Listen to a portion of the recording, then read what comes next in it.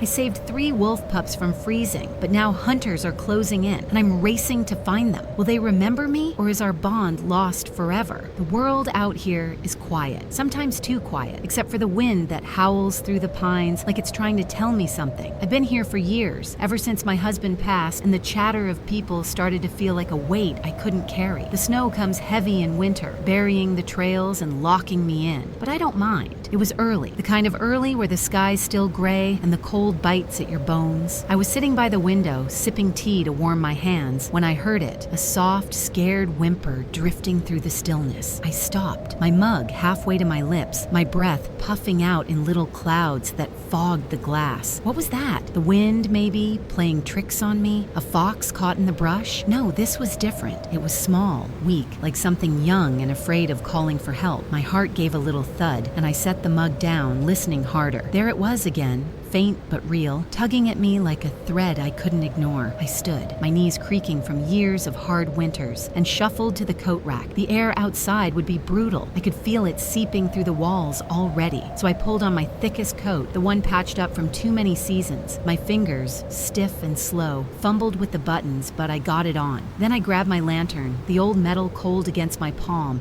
and lit it with a match. The flame flickered, casting jittery shadows on the walls, and for a second, I wondered if I should just stay put. I'm not young anymore. What business did I have chasing strange sounds in the dark? But that whimper came again, sharper this time, and I knew I couldn't sit still. The door creaked as I pushed it open, and the cold hit me like a slap. It stung my face, my eyes watering instantly, and I had to squint to see anything through the swirl of snowflakes. Each step was a fight.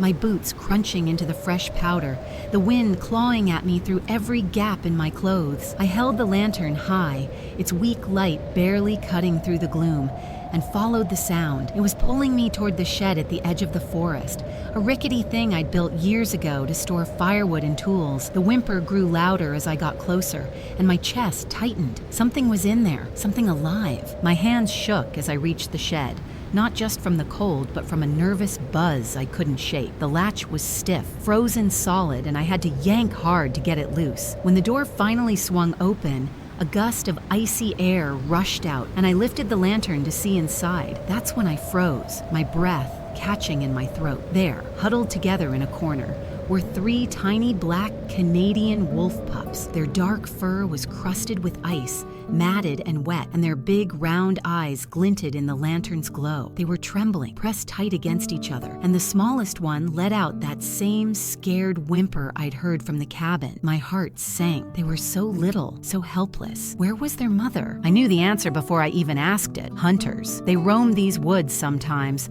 looking for pelts or trophies. A mother wolf wouldn't leave her pups like this unless she was gone, taken or worse. Without her, these babies didn't stand a chance. The cold would get them by morning if hunger didn't first. I stood there, the wind howling behind me, staring at them. The smart thing would be to walk away. That's what nature does. It takes and it gives. And I'm no one to mess with that. I should close the door, go back inside, and let the wild sort itself out. But those eyes, big, wet and pleading, locked onto mine, and something inside me cracked. I took a deep breath, the cold burning my lungs, and crouched down slowly so I wouldn't spook them. "Come on, little ones," I whispered, my voice soft as I could make it. "Let's get you warm." It was a crazy thing to do, I knew that. Wolves aren't pets, they're wild, fierce, and these ones would grow up to be big and strong, dangerous maybe. But right then, they weren't dangerous. They were just scared, alone and cold. I couldn't leave them, not like this. So I reached out, my hand trembling, and made a choice that would change everything. Winter clung to the wilderness like a stubborn guest, but I didn't mind it much. Those 3 little wolf pups, Jack, Lily, and Max, kept me busy. I'd found them shivering in my shed, and for 3 months I poured everything I had into keeping them alive. I fed them scraps of meat I'd stored, warmed milk over the stove when they were too weak to chew, and let them curl up by my fireplace at night. Their soft fur brushed against my hands as I checked them over, and I'd smile watching them wrestle each other, their tiny growls filling the cabin with life. But I never let myself forget what they were: black Canadian wolves, born for the wild, not for me. Every day, I'd bundle up and take them outside, letting them tumble in the snow, teaching them to sniff the air and paw at the ground. They needed to learn how to hunt, how to survive out there. My neighbor Tom, a gruff old ranger with a beard like steel wool, came by once and shook his head. "They'll turn on you when they're bigger, Emily," he said, his voice rough with warning. I just smiled, stirring a pot of stew. "Then I'll have given them a chance," I told him. "That's enough for me." Spring crept in slowly, melting the snow into muddy patches and waking the river with a roar. The pups weren't pups anymore. They were leaner, stronger, their black coats sleek and shiny. One morning, I opened the door and they didn't come back inside. I stood by the trees, watching them bound off, their shapes blending into the forest like shadows. My chest ached, and I told myself I wouldn't cry. I'd done what I set out to do. They were ready. But as I turned back to the cabin, tears slipped down my face anyway, cold against my skin. 3 years passed after that, quiet ones. I settled back into my routine, chopping wood, tending the fire, listening to the wind. Life felt steady, simple, until one evening when it all fell apart. I was hauling a bucket of water from the well when my boot hit a patch of ice. My leg twisted and I went down hard, a sickening crack echoing through the air. Pain exploded up my shin, sharp and hot like a knife twisting in my bone. I gasped, clutching at the snow, but I couldn't stand. The bucket tipped over, soaking my coat, and the cold sank in fast, numbing my fingers. I was alone out here, miles from anyone, and the temperature was dropping with the sun. "Help!" I called, my voice hoarse and weak, but it just bounced off the trees. Panic clawed at me. I'd survived winters, storms, even hunger, but this could be the end. I tried to crawl, dragging my bad leg, but every move sent fresh waves of agony through me. My breath came in ragged puffs, and I could feel the fight slipping out of me. Then, through the dim light, something moved in the shadows. A huge shape stepped forward, silent as a ghost, and my heart slammed against my ribs. It was a wolf, massive, black, with a thick coat that swallowed the moonlight. I froze, my mind racing. Was this some wild beast come to finish me off? I'd heard stories of wolves stalking the weak, and here I was, helpless on the ground. But then it came closer, and the light caught a thin scar above its right eye, a mark I knew like the lines on my own hands. "Max," I whispered, barely believing it. Those eyes, bright and steady, locked onto mine, and I swear he recognized me too. My Max, the little pup I'd nursed through the cold, was back, towering over me now. Before I could think, he lowered his big head and nudged me, his nose cold against my cheek. His breath was warm, huffing out in clouds, and he pressed against me like he knew I was in trouble. I hesitated, my hands shaking, then grabbed fistfuls of his thick fur. It was coarse, strong, and I clung to it like a lifeline. Slowly, painfully, he started to move, dragging me across the snow. My leg throbbed with every bump, but I held on, my face buried in his coat, the smell of pine and earth filling my nose. The cabin loomed closer, its outline blurry through my tears. When we reached the door, I pushed it open with my last bit of strength and collapsed inside, the warmth hitting me like a wave. I lay there, panting, my heart pounding, staring at Max as he stood in the doorway. He'd saved me, an old woman alone in the wild. And then, just as quiet as he'd come, he turned and slipped back into the night. Time moved on after Max dragged me back to the cabin that icy night. My leg healed slow, leaving me with a limp, but I managed. The years piled up, 3, then 4, and I'd catch glimpses of them sometimes. Jack, Lily, and Max, their black shapes lurking at the edge of the trees. They never came too close, but I'd see their eyes glinting in the dusk, watching me. I'd wave, a small flutter of my hand, and smile, knowing they were out there, living free like I'd hoped. It was enough to keep me going through the long, quiet days. The wilderness stayed my home, the cabin my shelter, and those wolves my secret comfort. Proof that what I'd done all those winters ago mattered. Then came that summer, hot and dry, when the air turned thick and restless. I was outside splitting wood, sweat sticking my shirt to my back, when I smelled it. Smoke, sharp and bitter. I dropped the axe and looked up. A haze hung over the forest, and in the distance, an orange glow flickered through the pines. My stomach twisted. Fire. I'd seen wildfires before, but this one was different. Fast, hungry, roaring closer with every gust of wind. I grabbed my bucket, thinking I could wet the ground around the cabin, but the flames were already licking the treetops, spitting embers like angry stars. Smoke stung my eyes, and I coughed, my throat raw. I was too old to run, my bad legs slowing me down. The river was too far, and the heat was closing in. I stood there, frozen, watching everything I'd built start to blur in the haze. This was it. I was going to lose it all. But then, through the swirling smoke, 3 dark shapes broke from the trees. My heart leapt. Jack, Lily, and Max. They were here, their black fur streaked with ash, their eyes wide and fierce. They didn't hesitate. Jack darted forward, his big body shoving me toward the river path. Lily stayed at my side, nudging me when I stumbled, her warm flank pressing against me like a guide. Max hung back, his head low, growling at the fire as if he could scare it off. "Go," I rasped, my voice lost in the crackle of burning branches, but they were already moving me. The heat seared my skin, and I tripped over roots, my lungs burning with every breath. They kept me going, weaving through the chaos, their paws pounding the ground. We reached the riverbank, the water cold and rushing, and I collapsed against a rock, coughing and shaking. The wolves stood over me, their silhouettes sharp against the glowing flames, watching until the fire slowed, blocked by the river's edge. I was safe because of them. Summer faded into fall, the forest scarred but quiet again.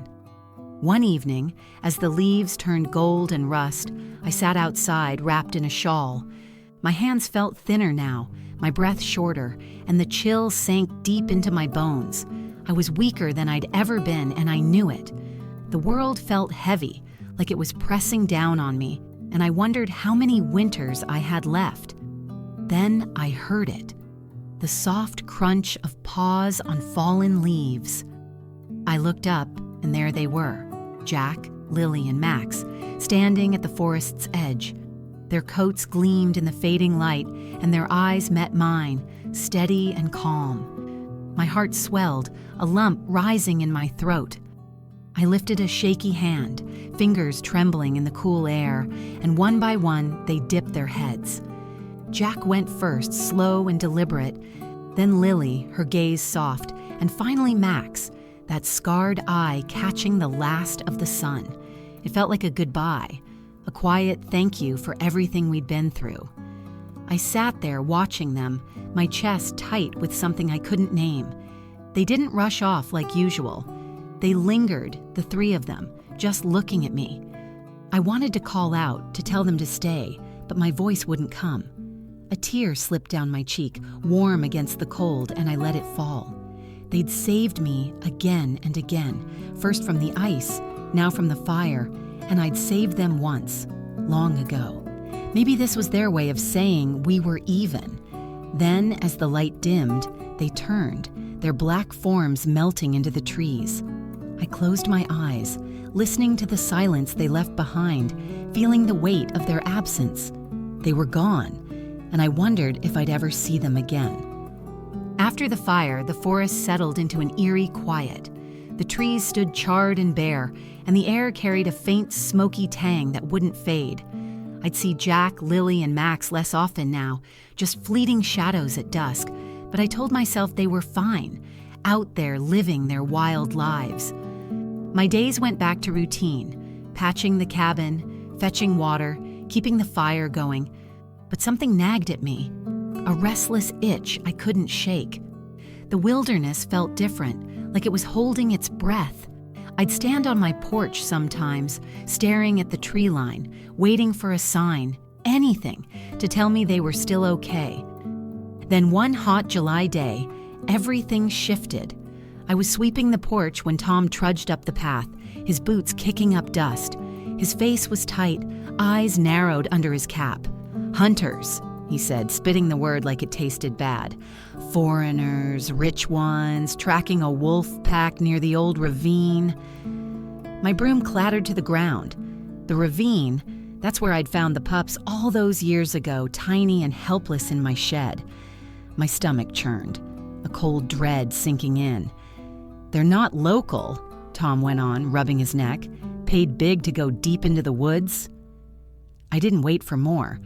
I grabbed my coat and my old rifle, not to shoot, just to scare, and headed for the door. Tom called after me. "Emily, you're crazy. You can't go alone." But I didn't care. If those were my wolves, I wasn't sitting still. The trek was brutal. My legs ached with every step, my bad leg dragging more than usual, but I pushed through the thick brush and up the rocky slopes. The sun beat down, sweat soaking my shirt, and my breath came heavy. I hadn't felt this kind of fear in years, not since the fire, not since the ice.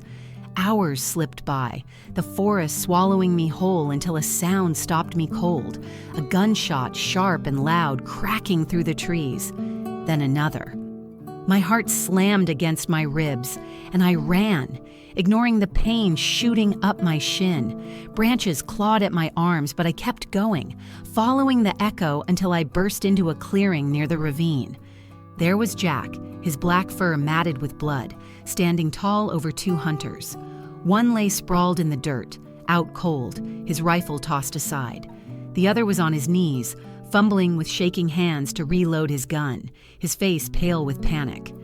Lily and Max flanked Jack, their hackles up, low growls rumbling from their throats. They were poised to lunge, but they held back, like they were waiting for something. My chest heaved as I took it in, my wolves, hurt but alive, facing down these strangers. I didn't think so. I raised my rifle and fired into the air, the blast ringing in my ears. The hunter flinched, his ammo spilling into the dirt, and his wide eyes darted to me. A 65-year-old woman, gray hair wild, staring him down with 3 wolves at my side. "Go!" I shouted, my voice sharp and steady, cutting through the tension. He froze, his mouth open until Jack stepped forward, teeth bared, a deep snarl vibrating the air. Lily and Max moved too, closing in, and that's when he got it. He scrambled up, bolted past his fallen buddy, and crashed through the brush, disappearing into the forest. I lowered the rifle, my arms trembling, adrenaline buzzing through me like a storm. The clearing went still, just the sound of my ragged breathing and the wind rustling the trees. I turned to Jack. His side was bleeding, a dark stain spreading, but his eyes met mine, calm, steady, like always. Lily and Max stood close, watching me, their heads low. I stepped toward them, my throat tight. "You're okay," I whispered, more to myself than to them. Jack's gaze held mine, and I felt it. A quiet understanding, heavy and real. They'd fought for their lives, and I'd fought for them. "Go," I said softer, my voice cracking. They didn't move at first. Jack tilted his head like he was weighing my words, then slowly turned. Lily followed, brushing against him, and Max lingered a moment longer, that scarred eye glinting. One by one, they slipped back into the woods, their black shapes fading into the shadows. I stood there, alone again, my hands shaking around the rifle. The hunters were gone, and so were my wolves. We'd saved each other one more time, but I couldn't shake the feeling that this wasn't the end. The weeks after the hunters fled dragged on slowly and heavily. The forest stayed quiet, too quiet, like it was waiting for something to break. My hands were busy. Folks from the nearest town had heard about the wolves and me, and they came with supplies, tools, even logs to rebuild what the fire had taken. My cabin stood sturdy again, its fresh wood gleaming under the first snowflakes of the season. I was grateful, but my heart wasn't in it. Every morning I'd step onto the porch, my breath puffing in the cold, and scan the trees. No sign of Jack, Lily, or Max. The snow fell thicker each day, blanketing the scars of summer, and I wondered if they'd gone too deep into the wild to ever come back. I'd saved them once, and they'd saved me more times than I could count. Maybe that was enough. but it didn't feel like enough. Not yet. I kept busy pushing the ache away. I'd chop wood, my bad leg protesting, or sit by the fire, mending socks with shaky fingers. But my eyes always drifted to the window, hoping for a flicker of black against the white. The townsfolk called me a hero, said my story inspired them, but I didn't feel heroic. I felt hollow, like a piece of me was missing out there in the woods. One evening, as the sun dipped low and painted the sky orange, I stood outside, wrapped in my coat, staring at the tree line. The air was crisp, biting at my nose, and the world was so still I could hear my own heartbeat. Then it came, a deep, rumbling huff, low and familiar. My chest tightened, and I turned, slow, afraid I'd imagined it. There they were, stepping out of the shadows like they'd never left. Jack, Lily, and Max, their black fur dusted with snow, thinner than before, with patches singed from the fire. My breath caught, a shaky laugh bubbling up as I pressed a hand to my heart. They were alive. I took a step forward, no fear, just a rush of warmth flooding through me. They moved closer too, their paws crunching the snow, stopping just a few feet away. Jack stood tall, his head high, that steady gaze locking onto mine. Lily tilted her head, her eyes soft, and Max, with his scarred eye, watched me like he always had. I could see the wear on them, their ribs showing a little, their coats rough, but they were here, breathing, real. "Jack," I whispered, my voice trembling. "Lily, Max, you came back." Tears pricked my eyes, hot against the cold, and I didn't try to stop them. Jack took a step, then dipped his head, slow and deliberate, like he was saying something words couldn't touch. Lily and Max followed, their heads lowering too, and for a moment we just stood there, the four of us wrapped in a silence that felt alive. I wanted to reach out, to feel their fur under my hands one more time, but I didn't. This wasn't about holding on. It was about knowing they were okay. "You're home," I said, my voice breaking, and I swear they understood.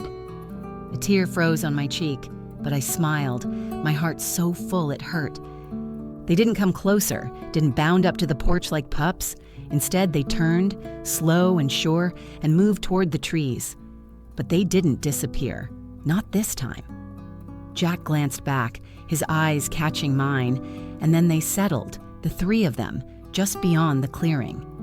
They lay down in the snow, their black shapes stark against the white, watching me. My breath steadied and I sank onto the porch step, pulling my coat tight. They weren't leaving. They were staying, close enough to see, far enough to be wild. I wiped my face, the cold numbing my fingers, and let out a shaky laugh. Out here, in this vast, lonely wilderness, I'd never been alone, not really.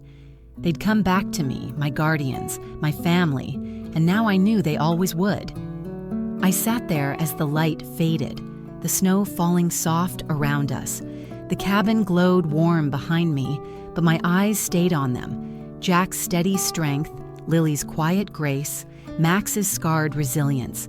They'd survived hunters, fire, and the wild itself, just like I had. We were tied together, not by chains or promises, but by something deeper, something I couldn't name. I hugged my knees, my heart lighter than it had been in months. The wind picked up, whispering through the pines, and I knew this wasn't goodbye. They were home, and so was I. Thank you for watching. If you liked the story, feel free to comment, like, and subscribe. I'll see you in the next video.